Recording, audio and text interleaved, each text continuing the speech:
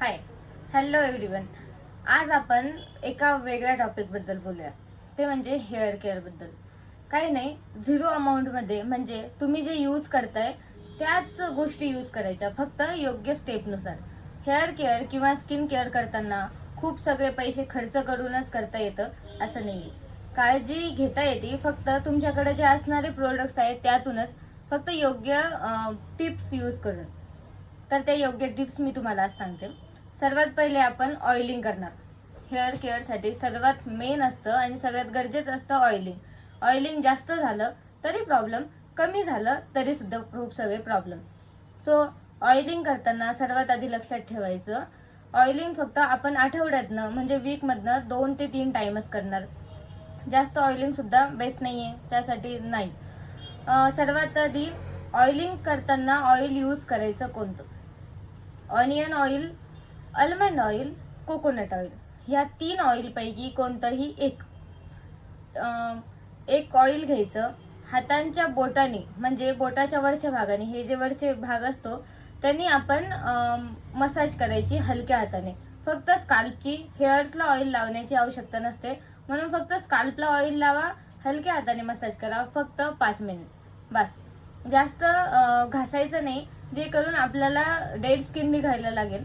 So जास्त घासण्याची गरज नाही. हे झालं आपलं ऑइलिंग. सेकंड आपण यूज करणार आहोत हेअर वॉश करायचं. हेअर वॉशसाठी यूज करायचं शॅम्पू. शॅम्पू यूज करताना लक्षात ठेवायचं की सल्फेट फ्री शॅम्पू यूज करायचा, माइल्ड शॅम्पू.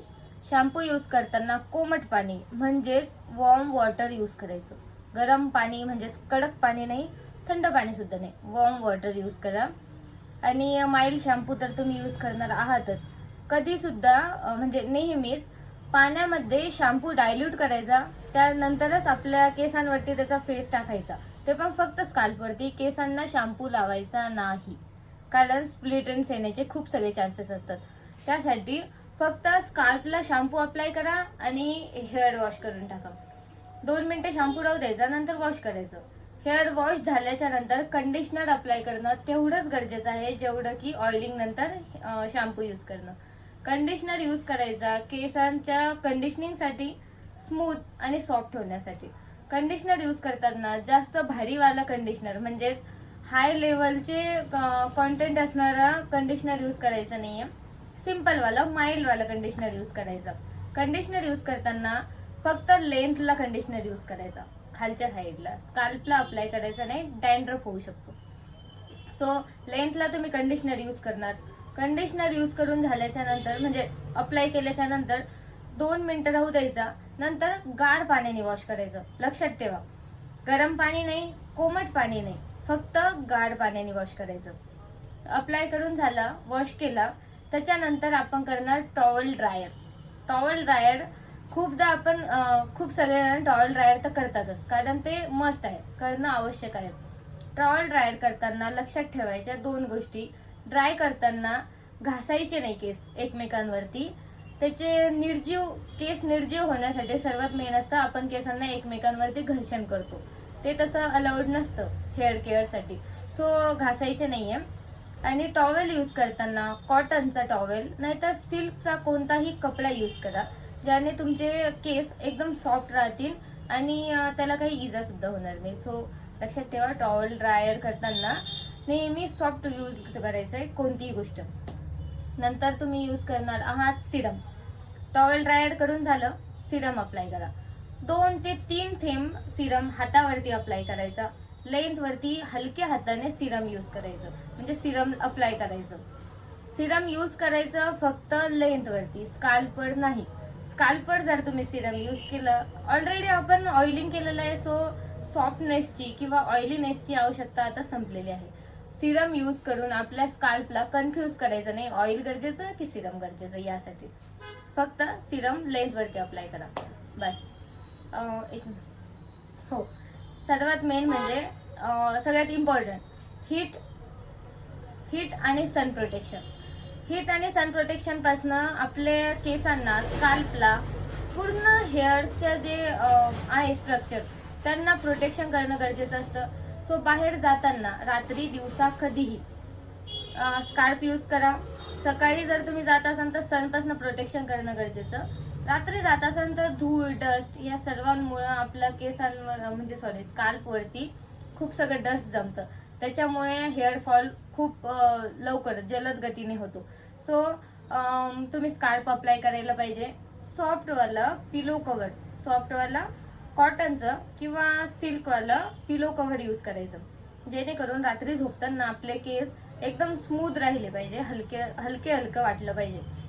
असं रफवालं किंवा एकदम धूळवालं पिलो कव्हर अप्लाय करायचं नाही, जाडवालं सुद्धा नाही, आणि वर्कवालं तर बिलकुलच नाही. सो त्यासाठी सॉफ्टवालं हलकं कॉटनचं पिलो कव्हर यूज करणं गरजेचं आहे. आणि स्ट्रेटनर, जर तुम्ही स्ट्रेटनर यूज करत असाल, स्ट्रेटनर किंवा ड्रायर, खरं तर स्ट्रेटनर आणि ड्रायरचा यूज थोडाफार कमी प्रमाणात केलेला चांगला असतो, टाळला तर खूप बेस्ट. पण जर तुम्ही करत असालच, तुमच्या लाईफस्टाईलमध्ये त्याची इतकी अडचण असेलच की ते तुम्हाला करावंच लागणार आहे, तर तुम्ही हीट प्रोटेक्शन स्प्रे अप्लाय करायला पाहिजे. हीट प्रोटेक्शन स्प्रे आपल्या केसांना स्ट्रेटनर आणि ड्रायरच्या उष्णतेपासून प्रोटेक्ट करतो. So heat protection spray apply करायला विसरू नका, तरच स्ट्रेटनर आणि ड्रायर यूज करा. बस इतकंच. आणि एक्स्ट्रा टिप्स जे की तुम्ही डेली यूज करायला पाहिजे. कोंब करताना हलक्या हाताने कोंब करा. जो तुम्ही हेअरला कोंब करणार आहात तो रोज स्वच्छ वॉश करूनच कोंब करा. ओला कोंब असलेला चालतो. ओल्या केसांमध्ये कोंब करू नका, ते आपल्या केसांसाठी खूप वाईट असतं. सो ओल्या केसांमध्ये कोंब करू नका. लक्षात ठेवा, पिलो कव्हर सॉफ्टच असायला पाहिजे. आणि सर्वात इम्पॉर्टंट म्हणजे खूप जास्त पाणी प्या. ते आपल्या बॉडीसाठी, हेअरसाठी, स्किनसाठी खूप आवश्यक असतं. त्याने सुद्धा आपल्या केसांना जसं ब्लडचं ऑइलिंग वगैरे गरजेचं आहे, तेवढंच आपली बॉडी हायड्रेट असेल तर आपले केस सुद्धा सजीव असतात. सो त्यासाठी पाणी खूप सगळं प्या. ह्या सर्व जर काही तुम्ही टिप्स यूज केलेत तर तुमचे केस मजबूत, दाट आणि शायनी होतील 100%. फक्त हेअर केअर आणि स्किन केअर करताना खर्च करावाच लागतो असं नाही. तुमच्याकडे आहे त्याच गोष्टी यूज करायच्या, फक्त योग्य डायरेक्शनने, म्हणजे योग्य टिप्स अप्लाय करूनच.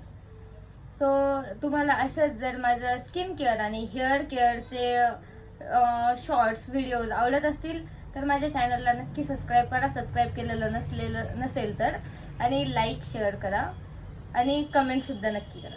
थँक्यू.